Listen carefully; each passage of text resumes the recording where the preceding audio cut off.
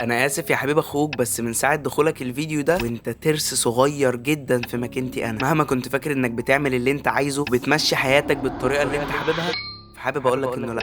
كل حاجه بتفكر فيها دلوقتي، كل مشهد بتشوفه لقيتنا انا المتحكم فيه. انا اقدر اغير نظرتك عن الفيلم كله، اقدر اخليك تزهق مني، واقدر برضه اخليك تكمل الفيديو لاخر ثانيه فيه من غير ما تحس انك زهقت لحظه واحده. كل الافكتس اللي بتتحط دي موجوده على تزود احساسك انك مش حاسس بالراحه. نسيت اقول لك، انت مش حاسس بالراحه علشان حاسس اني بتحكم فيك وبمارس سلطتي عليك. كل ده بيخليك حاسس انك عاوز تخرج من المكان ده وعاوز تطلع من الفيديو. حتى دي انت ما كنتش واخد بالك منها، ما كنتش واخد بالك من احساس انك عاوز تطلع من الفيديو غير لما انا خليتك تشوف ده. شفت بقى انا قد ايه متحكم فيك؟ بس ثانيه، ده مش انا، وحتى ده مش انت، ده خالد والريس عمر حرب. انا هسيبك تكمل الفيديو عادي جدا من غير ما اضايقك تاني، بس تفتكر الريس عمر حرب هيخلي خالد يكمل حياته عادي؟ هو الريس عمر حرب كان شيطان ليه؟ دي اغمض شخصيه في السينما المصريه. هو الشيطان بيتحكم فينا كلنا؟ في فيديو النهارده هنرد على كل الاسئله دي، وكمان هنحلل رمزيات الفيلم المعقده جدا، علشان ده يعتبر اكتر فيلم فلسفي في السينما المصريه. كل ده واكتر بكتير هنعرفه في حلقه النهارده. فمشروبك المفضل تعالى ورايا.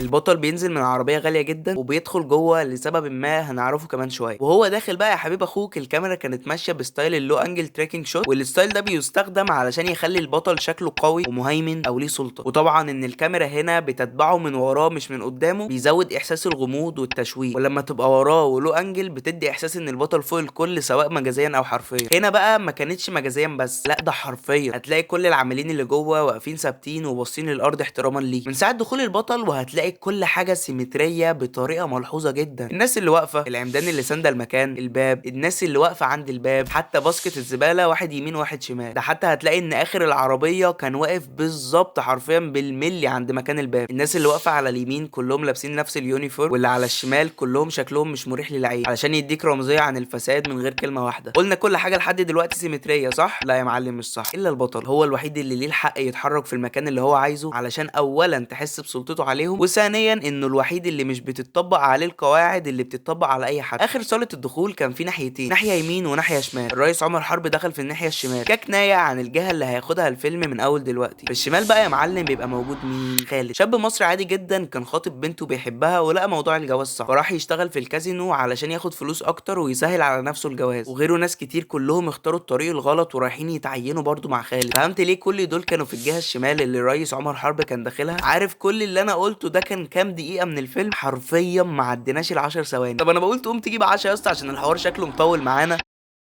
يلا نكمل. رئيس عمر حرب بيدخل، واول ما بيدخل بيتقفل عليه ستاره باللون الاحمر، ولو اللون الاحمر ظهر قبل مشهد مهم واحتمال انه بيحمل معاني مهمه يبقى مقصود بيه توتر، نفوذ، الهيمنه، او حتى القوه الشيطانيه.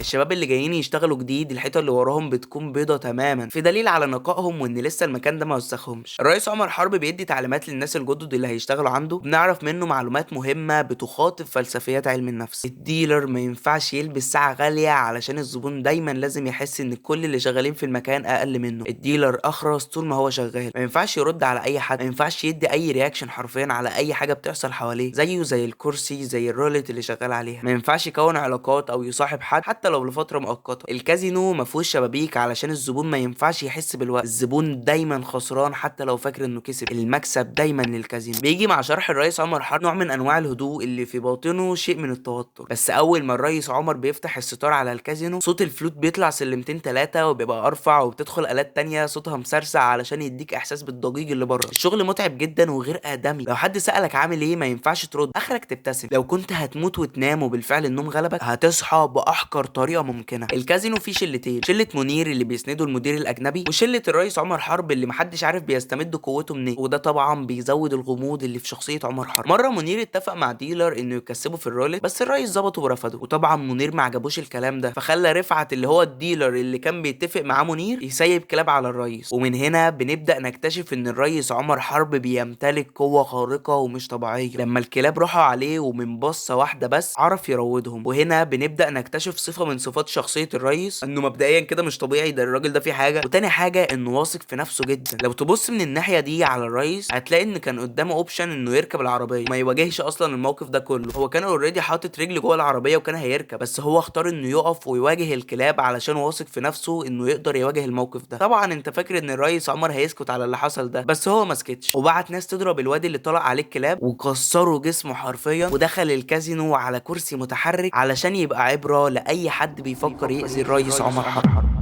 بنسمع خالد عن طريق فويس اوفر بيحكي لنا عن الريس عمر، بيقول عليه انه سمع عنه حكايات واساطير صعب تتصدق من انسان عادي. فبعدها على طول بنشوف الريس عمر حرب في الفريم ده. المشهد ده مليان رمزيات بصريه معقده، فتعالى نحللها ونفصصها كده مع بعض. مبدئيا الكالرنج مايل للازرق، واللون الازرق هنا مش مجرد اختيار شكلي، لا ده جزء من السرد البصري اللي بيدعمه الفويس اوفر بتاع خالد. بيوصل الاحساس بالغموض بطريقه غير مباشره، بيحسسك ان الشخصيه دي بارده او مش مفهومه، بيحسسك انها بعيده عن الناس او مش واضحه المشاعر. فالمشهد ده يبقى بيقول بصوت عالي الشخص ده وراه حاجه. اول حاجه بعد الكالرينج بنلاقيه قاعد على كرسي وفي كرسي فاضي، فرمزيه عن غياب الخير وتواجد الشر اللي بيتمثل في الريس عمر. وفي معنى كمان هنعرفه بعدين وهو غياب شخص ما، وهقول لك هو مين في وقتها برضه، خليك فاكر بس علشان دي حاجه مهمه جدا. تاني حاجه المكان العالي اللي قاعد فيه بيدل على سلطته، تفوقه، او نظره فوقيه على باقي الشخصيات او العالم كله، بيرمز للعزله وانه شايف كل حاجه بس بعيد عنه. تالت حاجه الكتاب اللي لونه احمر اللي بيدل على القوه الذهنيه. رابع حاجه الكاس اللي جنب الكتاب اللي بيدل على الفساد. المشهد ده معمول بعناية علشان يوصل ان في سلطة، غموض، تحكم، اسرار هتتكشف بعدين. وطبعا كل ده مع مزيج من الفويس اوفر بتاع خالد اللي بيقول عنه حاجات تكاد تكون خرافية، وده بيعزز الاحساس بالغموض اللي متكون في الشخصية دي. خالد بيحكي لنا عن انه كان فاكر كل الحاجات اللي بتتقال على الريس دي مجرد خرافات، لحد ما جت صدفة. من ساعتها نظرة خالد للريس هتتغير وعمرها ما هترجع زي الاول.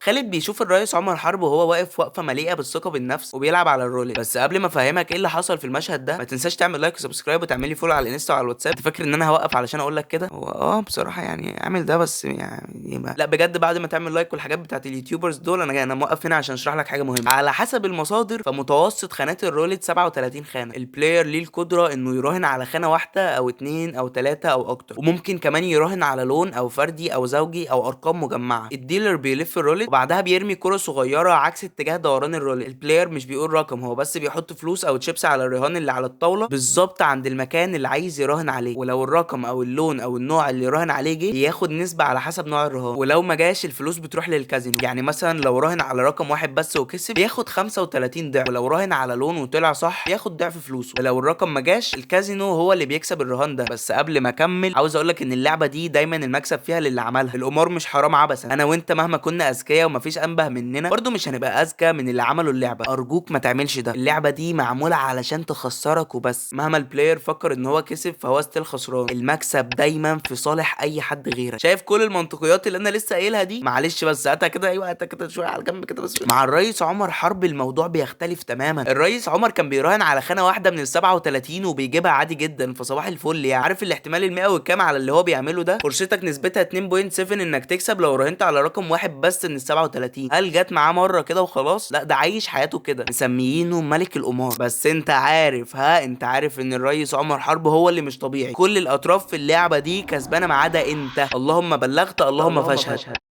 الكازينو قوانينه شديده حبتين تلاتة، كتير قوي بصراحه. كرامتك تقلعها مع لبسك وتلبس اليونيفورم، تتهان وتسكت، ما ينفعش تتكلم. بس حتى القوانين القاسيه دي خالد بدا يتعود عليها. زي ما قلت لك ان خالد كان اشتغل في الكازينو علشان عاوز يتجوز خطيبته، بس اهل خطيبته ما وافقوش على الجوازه دي بسبب ان فلوسه حرام، مع ان الدافع بتاع خالد لشغله اصلا في الكازينو انه عاوز يتجوز. بس حتى لما الجوازه باظت كمل شغل في الكازينو عادي جدا، ومحدش عارف ايه سبب انه بيشتغل هناك لحد دلوقتي. والمفاجاه ان هو نفسه مش عارف هو شغال هناك ليه. والغريبه ان مش خطيبته بس اللي بعدت عنه بسبب ان فلوسه حرام، ده حتى اهله واصحابه وكل ما عارفه بعدوا عنه، وبقى وحيد تماما، وبرضه لسه شغال في الكازينو لسبب محدش يعرفه. خالد عاش لوحده بعد ما بقى مرفوض من المجتمع الضيق بتاعه. بعد ما كل ده حصل، لما بينام ما بيحلمش الا بحلم واحد وبيتكرر، انه في صحراء كبيره جدا وفي باب كبير جدا في النص. خالد بيروح عليه وبيتوسل لابوه علشان يفتح له، وبرضه ما بيفتحلوش. قبل ما نفسر ده فنيا فخليني اعرفك ان خالد ابوه متوفي. التفسير الفني بقى لده شغل خالد في الكازينو علشان الفلوس السهله او النجاح المادي كنايه عن بيع المبادئ مقابل الفلوس. الصحراء الكبيره معناها التوهان والوحده اللي بقى فيها، والمشاعر الجافه اللي زي الصحراء بالظبط بدون حياه، الباب الضخم اللي بيرمز للرضا والصلح. وعجبني جدا ان الشخص اللي خالد بيطلب منه انه يسامحه ويدخله جوه هو ابوه، علشان جاي من صلبه، وهو ده اكتر انسان هيزعل لما ابنه يكون مش صالح. وطبعا علشان هو نجس وفلوسه حرام مرضاش يدخله. وعلشان كده بالمناسبه هتلاقي وهو في الحلم كان لابس يونيفورم الديلر. رفض ابوه ككنايه عن عدم المغفره وعدم قبول التوبه، ده طبعا طول ما هو لسه شغال في المكان ده. وليها معاني تاني اعمق، ان البطل فقد فرصه التوبه والمغفره وانه مش مسامح نفسه، علشان كده شفناه بيعيط في الاخر. وده مشهد فنيا قوي جدا. خالد بدل ما يسيب الشغل بدا يحسن من نفسه ويطور في موهبته في الشغلانه دي. الكازينو زي الدنيا بس على صغير، وفي مكان مقفول فيه كل الفئات، الغني اللي الناس بتحترمه، اللي جاي يشوف له واحده تصرف عليه، اللي باع كليته علشان يعوض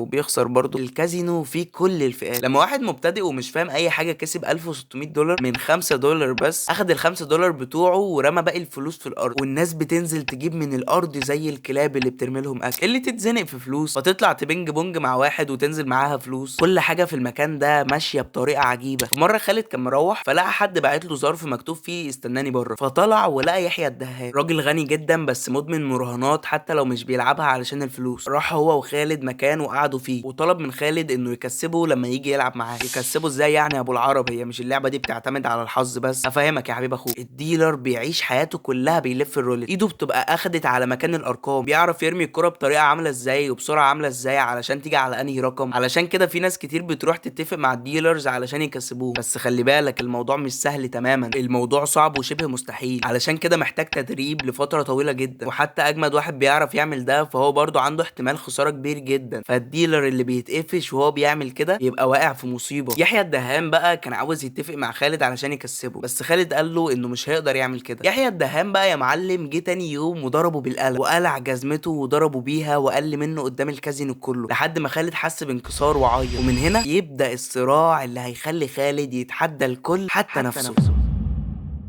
خالد قرر انه هيبدا شغل على تقيل، فراح لمنير وطلب منه اغرب طلب ممكن يطلبه. طلب منه انه يفصل له ترابيزه رولت علشان يمرن عليها ايده في البيت. وطبعا منير علشان بينه وبين عمر حرب عداوه قرر انه يساعده. وبتيجي شورت كات فجاه بنلاقي ان الرئيس عمر حرب بيسقف لخالد علشان ما قدمش استقالته بعد اللي حصل من يحيى الدهان، بس في عالم تاني بتعبير تانية هو بيسقف له على الحركه الذكيه اللي لسه عاملها من شويه. وهنا بنبدا نكتشف عقليه الرئيس عمر حرب المرعبه لما يبدا يكلم خالد، في تجسيد للشيطان اللي بيقنع الانسان بملذات الدنيا وبيحاول يخليه يسعى علشان يمتلك الدنيا كلها، وبيطرح عليه افكار الحاديه بطريقه غير مباشره. اسمع كده. تعرف ان كل ده ممكن يبقى ملكك. الموضوع بسيط، متوقف على حاجه واحده بس، ايمانك بنفسك. انت اله نفسك، بس كل حريه ولها شر. مهم تعرف الشر، والاهم تعرف مين اللي بيحط. بس هو هنا مش بيتكلم على الدنيا بالمعنى الحرفي، او بمعنى تاني بيتكلم عن الكازينو اللي هو الدنيا بتاعته، اللي برضه هو المدير بتاعه. الرولت وصلت وبيبدا خالد يتمرن عليها، وبنعرف ان هدفه من كل ده انه يبقى زي الرئيس اللي خالد بيعتبره اله الحظ. ليه بقى بيعمل كل ده؟ علشان يدمر يحيى الدهان. لما خالد بيبدا يتمرن بيلاقي الموضوع صعب جدا، بيجرب مره تانية تالتة الرابعه ولحد الصبح بيفضل يجرب، لحد ما مره ظبطت معاه، ومن هنا حس انه فهم الحوار بيمشي ازاي. بس لما راح الكازينو يحيى الدهان كان بيكسب عادي حتى وخالد بيحاول يخسره، فروح البيت واتمرن تاني وكتير جدا، وراح المره دي وهو واثق في نفسه. كسب يحيى الدهان مره تانية تالتة لحد ما خلى يحيى الدهان حاسس انه يوم حظه النهارده، ودوقه طعم المكسب. بعدها خسره مره والتانية والتالتة وكتير جدا لحد ما اخد فلوس من البنات اللي كان شايطهم وبقى على الحديده. مين شاف اللي حصل ده كله بقى يا حبيب اخوك؟ الريس عمر حرب. ومن هنا خالد وثق في نفسه وكل حاجه بدات تتغير. يحيى جاب شيبس تانية، يحيى يخسر، خالد يفرح، عمر ينبهر، انت تعمل لايك، انا انزل فيديوهات كتير واقرب من ال100,000 كلنا ننبسط.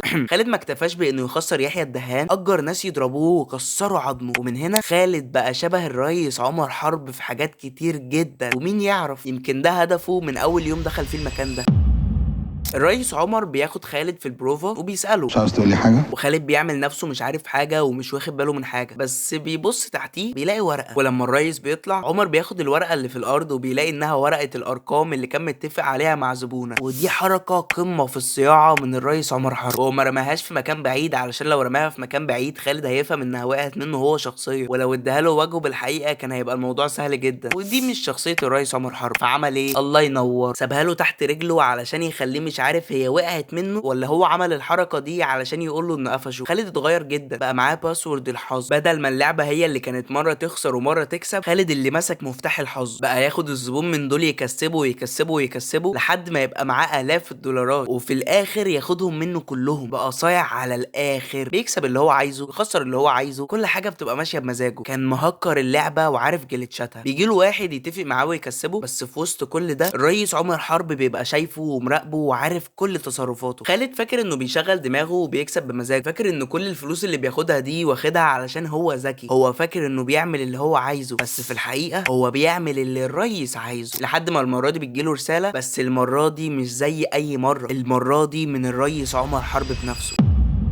الريس عمر بيقابل خالد وبياخده معاه لبيته، وهنا بيكون لابس ابيض. ولما الشرير بيكون لابس ابيض بتبقى في حالتين بس. اول حاله ان البطل الشرير بدا ينضف ويكون شخص كويس زي ما شفنا في فيلم تيتو لما كان بدا يتغير وكان طالع معاهم رحله على المركب. تاني حاله انه بيبقى استخدام ساخر من المخرج بيعكس التناقض اللي بين لبس البطل وشخصيته الحقيقيه، وده السبب اللي علشانه الكاركتر الشرير لابس ابيض. زائد ان اللي هنشوفه دلوقتي هيبقى عباره عن ان الريس عمر حرب بيامن لخالد وبيدخله بيته ككنايه عن ان الريس بيبين حقيقته الكامله بكل وضوح وشفافيه لخالد، سبب انه شاف خالد شبهه جدا وهو بنفسه قال له كده. الريس عمر فاجئنا بعقليته المرعبه. الريس عمر مش طبيعي، تجسيد للشيطان في هيئه انسان، فكره غريب معقد، ولما اختار صاحبه اختاره خالد حتى هو في تناقض مع نفسه. هو بنفسه قال ان مشكله الانسان بتكمن في انه اتولد علشان يكون خالد بس بيموت. معاني فلسفيه عميقه. حتى لما خالد جرب يلبس الكرافات اللي الريس عمر جابها له ما قدرش واتخنق منها وقلعها. الريس عمر عمل حاجه قمه في الذكاء. الكرافات مش مجرد هديه من الريس لخالد، هي اداه وهميه بيقيس بيها مقدار تشابه خالد والريس عمر. علشان كده لما خالد اتخنق وما قدرش يلبسها، عمر عرف انه ناقصه حاجه، علشان كده طلب منه بعدها انه يبعد عن البنت اللي بيحبها علشان يبقى زاهد كل شيء زي الريس بالظبط. بس خالد ما قدرش يعمل ده. فاكر يا حبيب اخوك لما قلت لك خليك فاكر رمزيه الكرسي الفاضي؟ ادينا احتاجناها اهو. قبل ما خالد والريس عمر حرب يقربوا من بعض ويتصاحبوا كان الكرسي اللي قدامه فاضي، لكن دلوقتي خالد لا مؤاخذه بقى قاعد عليه. في نفس الوقت الريس عمر بيقول لخالد انه كان نفسه في ابن من زمان جدا زي خالد. فمن هنا بنعرف ليه الكرسي كان فاضي زمان، علشان خالد ما كانش موجود، وبكده نبقى حلينا رمزيه الكرسي الفاضي. خالد اتقفش من الريس عمر لما عرف انه كان بيتفق مع الزباين علشان ياخد منهم نسبه من الفلوس، وبعت له الجرسون يقول له انه عاوزه، ووراه الكروت البايظه اللي بتتعدم، وبيقول له الكوتشينه اللي بتلعب بيها بتفسد،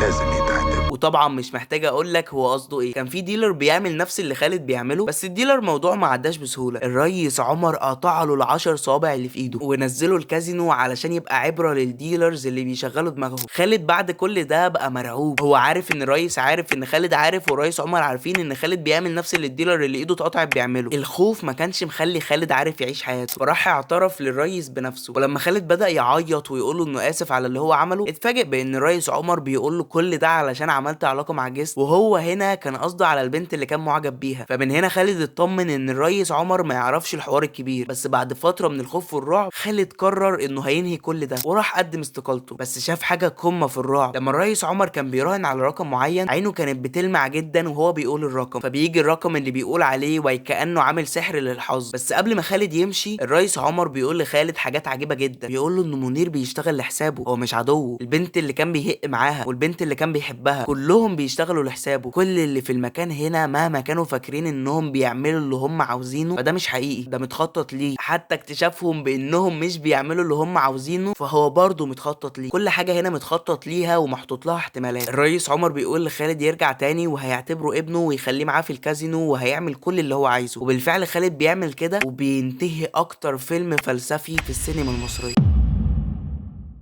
الفيلم جامد جدا ومن اكتر الافلام اللي فنيا فيها ابداع مش طبيعي. فيلم من نوعيه الافلام اللي بتتفرج عليها كتير، وكل ما تتفرج عليها بتكتشف فيها تفاصيل فنيه كتير جدا ما كنتش واخد بالك منها. رمزيات عبقريه، من اول اسم خالد اللي اسمه بيدل على الخلود وحب الدنيا اللي بيتمثل في شخصيه خالد، لرمزيه الكرسي، وان كل دول تروس في حياه الريس عمر وبيديرهم بنفسه ومن غير ما يحسوا. بس في حاجات كتير سلبيه، والسلبيات دي اخلاقيه مش فنيه. بتعمل ايه يا خالد؟ معلش والله يا حبيب اخوك، يعني نايم مع واحده مش فاضي والله. رقص وعري ومناظر المناظر مش تمام. هو في الاول وفي الاخر كازينو، بس حرفيا المناظر مش طبيعيه. انا مش عارف ازاي الفيلم ده ما نزلش على جوجل كروم، فما ينفعش بنت او عائله يتفرجوا عليه. انا اتفشخت علشان اشيل المناظر اللي مش تمام من الفيلم. هو الفيلم من اخراج خالد يوسف، يعني منطقي سيكا، بس هو الفيلم في المجمل جامد جدا. كل العيوب اللي فيه اخلاقيه، ودايما بيحاول يسرب لك افكار الحاديه من غير ما تاخد بالك. فما انصحش اي حد ايمانه ضعيف انه يتفرج عليه. ما انصحش حد يتفرج عليه عامه. يعني لو هنقسم الفيلم الاقسام ونقيمه من 10، فعندنا موسيقى تصويريه، سيناريو، اخراج، فكره، تمثيل، اخلاقيات، وهل هو مناسب لاي سن، رمزيات وفنيات، وبدايه ونهايه. اول حاجه موسيقى تصويريه تشيك، اخراج تشيك، فكره هتاخد النص علشان انا واخد بالي انها بتصدر افكار مش كويسه للمشاهد، تمثيل تشيك، اخلاقيات وهل هو مناسب لاي فئه، لا الفيلم تخطى مرحله الايحاءات، هو دخل على الاحاد، دخل على العلاقات على طول، فلا مش مناسب طبعا لاي فئه تتفرج عليه. رمزيات، فهو مليان رمزيات وافكار في الرمزيات جامده جدا فتشيك. وفنيا فهو طبعا عالمي، الفيلم فنيا مش طبيعي بجد، حاجه جايه من المالتي فيرس فتشيك. البدايه كانت قويه جدا، بس ما حبيتش حته ان السرد وتعريف الشخصيات كانت عباره عن فويس اوفر وماتيريال بتتحط عليه. ليه؟ علشان بعتبر ده من التساهل، فهنا نص تشيك. النهايه جامده جدا وفنيا قويه جدا جدا جدا فتشيك. وفي بونص مني انا نص نجمه او نجمه على حسب انا بحب الفيلم ده ولا لا. هل انا بحب الفيلم ولا لا؟ انا بعشق الفيلم، بس بصراحه ما اقدرش اتفرج عليه مع اهلي بسبب الحاجات الكتير الوحشه جدا اللي فيه، فهياخد بونص نص نجمه. وكده يبقى تقييمي للفيلم 8.5 من 10. وملخص كل ده، الفيلم جامد جدا بس ضعيف اخلاقيا ومش بيرتبط باي هويه دينيه ايا كانت. تعالى ندخل في اهم فقره، وهي فقره الاسئله. هو الرئيس عمر حرب كان شيطان؟ بص، هو مش بالظبط كده. الرئيس عمر حرب كان تجسيد للشيطان في هيئه انسان، بيحاول يوسخ كل اللي حواليه، بيوريك قد ايه الشيطان يقدر يغير تفكير الانسان ويغرب ملذات الدنيا، ازاي يقدر يتحكم فيك لما ايمانك يضعف وما تبقاش بتفكر بالحلال ولا بالحرام، يحل الدنيا في عينك ويخليك شايف انك خالق. هو قادر يتحكم فيك وفي عقلك ويوهمك بكل حاجه مش هتحسسك ان في حد متحكم فيك، بس في الحقيقه هو متحكم فيك وفي طريقه تفكيرك وفي كل حاجه حواليك. وانت فاكر انك بتعمل اللي انت عايزه، تاكد انك بتعمل اللي هو عايزه. ده طبعا طول ما انت ضعيف عبد شهواتك وبتمشي ورا الملذات الدنيويه، هتجيب فلوس حرام علشان تعمل حاجه معينه، اول ما تدوق طعم ملذاتها هتنسى انت هنا اصلا ليه. بالظبط زي خالد كان بيشتغل شغل حرام وفلوسه حرام علشان يتجوز، اول ما داق ملذات الحرام ضعف قدام قراراته لدرجه انه نسي اصلا هو جاي هنا يعمل ايه. ليه؟ دي اغمض شخصيه في السينما المصريه، اغمض شخصيه في السينما المصريه علشان اسباب كتير، اولهم ان كل الاسباب تقريبا بتقول ان الشخص ده وير، محدش عارف له اهل ولا اصحاب ولا عيله ولا تاريخ ولا ماضي ولا اي حاجه. بالظبط زي ابليس اتخلق من نار، ابليس ما كانش عنده اب او ام بس كان عنده اولاد. بالظبط زي اللي عمر حرب كان عاوز يعمله مع خالد. الغرور اللي جواه قادر يطغى عليك انت شخصيا، من كتر ثقته في نفسه بيخليك واثق من اي حاجه بيعملها وهيعملها. ده حتى اوقات ثقته في نفسه بتخلي اي حاجه حتى لو ما كانتش منطقيه تتمنطق عادي جدا، زي الكلاب، الرولت وغيرها. حاجات كتير دايما وراه حاجه، دايما مش واضح، دايما في شيء غريب وراه ومش مفهوم. عقليته غريبه وتحسها مريضه، بيفكر ازاي يتحكم في الناس وازاي يخليهم كلهم يبقوا تحت طوعه، كانه بيفكر يستولى على الدنيا دي كلها. تفكيره تفكير شيطان ومش انسان طبيعي. تفتكر الرئيس عمر حرب هيخلي خالد يكمل حياته عادي كده؟ بكل بساطه لا. خالد كان ضعيف النفس والاراده، كلمه تجيبه وكلمه توديه. ذكي بس ذكائه بيلعب ضده، ذكي لدرجه ان ذكائه مش بيفيده بل بيضره. فمن المتوقع ان خالد يكمل حياته بنفس الطريقه، وهيفضل محبوس في سجن عمر حرب اللي عمره ما هيطلع منه طول ما هو بنفس الشخصيه، لحد ما يبدا يقتنع انه مش خالد. هو الشيطان بيتحكم فينا كلنا؟ بكل بساطه لا برضه. الشيطان ما هو الا دافع، لو عاوز تعمل خير بيفضل وراك علشان ما تعملوش ويخلي الموضوع صعب عليك، لو عاوز تعمل شر فهيخلي الموضوع سهل عليك جدا ويزينهولك لحد ما يبقى الحاجه الوحيده اللي انت شايفها. هو فيزيكالي ما بيتدخلش في حاجه. يعني عمرك سمعت عن شيطان جدا الواحد 100 جنيه علشان يجيب بيها علبه سجاير؟ طب ايه اللي بيتحكم في علاقتنا مع الشيطان ويخلينا ما نخضعش لاوامره؟ الميزان ده هو ميزان ضعفك او قوه ايمانك. لو ضعيف الايمان فالموضوع هيكون سهل جدا عليه، لو ايمانك قوي وفاهم ان ده غلط ومش هيحصل مهما كان فبينفر منك وبيروح للي الموضوع عليه سهل. المساله كلها مساله ايمان بربنا وبس كده. ده كان فيديو النهارده، متنساش تعمل لي فولو على الانستا وعلى الواتساب، هتلاقي لينكاتهم في الديسكربشن. وشكرا ليك جدا لو وصلت لحد هنا.